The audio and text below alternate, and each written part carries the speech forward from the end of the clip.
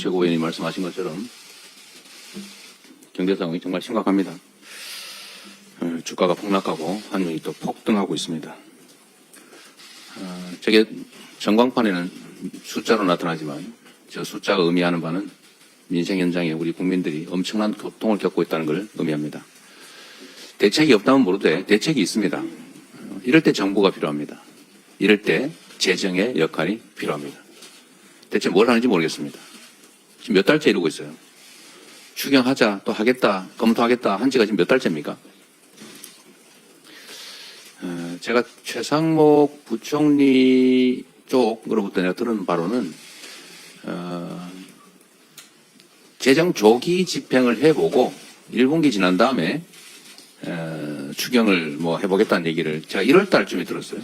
그리고 그 후에 한국은행도 추경이 필요하다고 했고 또 정부에서도 추경하겠다, 또 검토하겠다 얘기를 했습니다. 그런데 소식이 없어요. 대체 뭐 하고 있습니까? 국민들의 고통에 대한 공감이 없는 거겠죠. 모르는 거겠죠. 그냥 숫자만 쳐다보니까 아무것도 아니겠죠.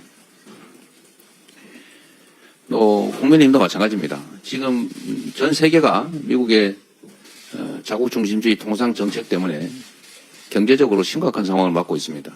우리 대한민국 경제도 말할 게 없죠. 정부가 대응을 못하면 국회라도 대응을 해야 됩니다. 국회에 통상 대응 특위라도 만들어서 의원 외교라도 하자. 국회의원들이라도 좀 공식적인 활동을 해보자고 하는데 왜 안 합니까? 이재명이 말했기 때문에 하기 싫습니까? 너무 유치하잖아요. 본인들이 대안을 내세요. 그러면 우리가 전폭적으로 지지하겠습니다. 지원하겠습니다. 협력할 테니 뭐 안을 좀 내세요.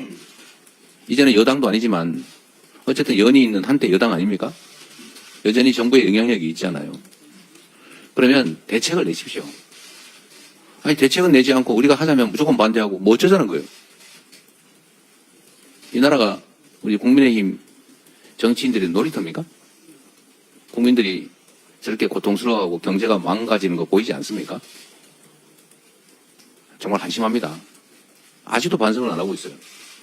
지난 3년 동안 국민이 맡긴 권력과 국민이 낸 세금으로 대통령 놀이하고 권력 노름하다가 나라를 이렇게 망치고 국민들한테 쫓겨나고도 여전히 정신을 못 차리고 있어요.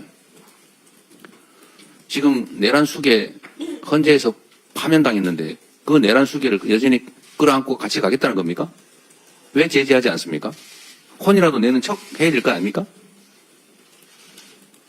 제명하시고 앞으로 반성해서 국민을 위한 정당이 되겠다고 하세요. 그래야 길이 열리지 않습니까? 그게 국민에게도 국가에게도 좋습니다. 본인들에게도 좋죠. 그냥 매달려서 어쩌자는 건지 정말로 이해가 안 됩니다. 개헌 얘기 지금 또 하고 있습니다. 제가 전에 말씀드렸습니다. 개헌 필요하죠. 대한민국은 이 5년 단임제라고 하는 이 기형적 제도 때문에 대통령이 취임한 직후부터 레임덕이 시작됩니다. 재평가받을 기회도 없기 때문에 국정의 안정성이 없어요. 그래서 4년 중임제로 바꾸자. 전 국민들이 다 공감하지 않습니까? 동의합니다. 필요하죠. 또 때만 되면 국민의힘도 한 얘기가 있습니다. 5.18 광주 정신, 광주 민주화 운동의 정신을 헌법 전문에 넣자. 몇 년째 말만 하고 있어요. 네, 이번에는 할 수 있겠죠. 그런데 문제는 지금은 정말 내란 종식이 먼저입니다. 국가체제를 유지하는데 시스템, 우리 모든 국민들이 공감한 민주주의 제도, 이 제도를 잘 유지, 발전시켜야 됩니다. 그런데 군사 쿠데타를 통해서 국가 권력의 최고 정점에 있는 대통령이 국민을 향해서 총뿌리를 겨누고 대한민국의 헌정 질서를 통째로 파괴했습니다. 민주주의를 위협했죠. 국민들의 힘으로 간신히 복구하는 중입니다. 민주주의 파괴를 막는 것이 중요합니다. 민주주의 발전시키는 것도 중요합니다. 그러나 지금 당장은 민주주의의 파괴를 막는 것이 훨씬 더 긴급하고 중요합니다. 우선은 내란 종식에 좀 집중해 줬으면 좋겠다는 생각이 듭니다. 개헌으로 적당히 넘어가려는 생각을 국민의힘이 하지 않기를 바랍니다. 개헌해야죠. 그런데 문제는 이제 국민투표법이라고 하는 장애물이 있습니다.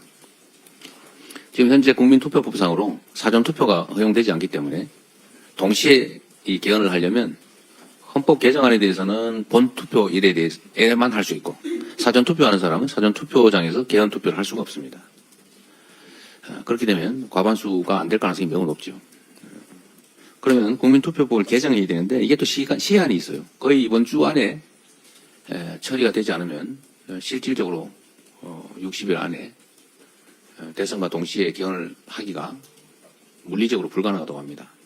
최선을 다해서 국민투표법 개정을 해보도록 노력하겠습니다. 만약에 국민투표법이 신속하게 합의돼서 개정이 되고 시행이 된다면 개헌이 물리적으로는 가능하게 되겠죠. 그런데 이 개헌 문제를 가지고 일부 정치 세력들이 기대하는 것처럼 논점을 그리고 내란의 문제를 이 개헌 문제로 덮으려고 하는 그런 시도를 하면 안 되겠습니다. 그러나 5.18 정신, 광주 정신을 헌법 전문에 게재하는 문제, 또 계엄을 요건을 강화해서 함부로 남용해서 친위 군사 쿠데타를 할 수 없게 하는 것, 이거는 국민의힘도 반대하지 않을 거라고 봅니다. 광주 5.18 정신 역시 권력자들에 의한 친위 쿠데타를 역사적으로 경험한 우리 국민들이 그 현장에서 싸워서 이겨낸 그야말로 민주주의의 핵심 정신이라고 하겠습니다. 5.18 민주화 운동에 관한 5.18 정신, 그리고 계엄 요건 강화 정도는 국민투표법이 개정이 돼서 현실적으로 개헌이 가능하다면 곧바로 처리할 수 있을 것 같습니다. 내란 종식, 내란 극복을 지금 당장 중요한 과제로 추진한다는 측면에서 할 수 있는 일이라고 생각됩니다. 그 외에 대통령의 4년 연임제 또는 중임제, 또 감사원의 국회 이관, 또 국무총리 추천 문제, 추천제 도입, 또 결선투표제, 지자치분권 강화, 또 국민의 기본권 강화, 이런 것들은 매우 논쟁의 여지가 커서 실제로 결과는 못 내면서 논쟁만 격화되는, 또 어쩌면 국론 분열의 원인이 될 수도 있습니다. 이런 복잡한 문제들은 각 대선 후보들이 국민에게 약속을 하고 대선이 끝난 후에 최대한 신속하게 개헌을 그 공약대로 하면 될 것 같습니다. 결론적으로 말씀드리면 지금은 개헌도 중요하지만 민주주의, 더 나은 민주주의도 중요하지만 민주주의의 파괴를 막는 것, 파괴된 민주주의를 회복하는 것, 내란 극복이 훨씬 더 중요한 과제다라는 점에 초점을 맞춰주시기를 부탁드립니다. 회의를 마치겠습니다.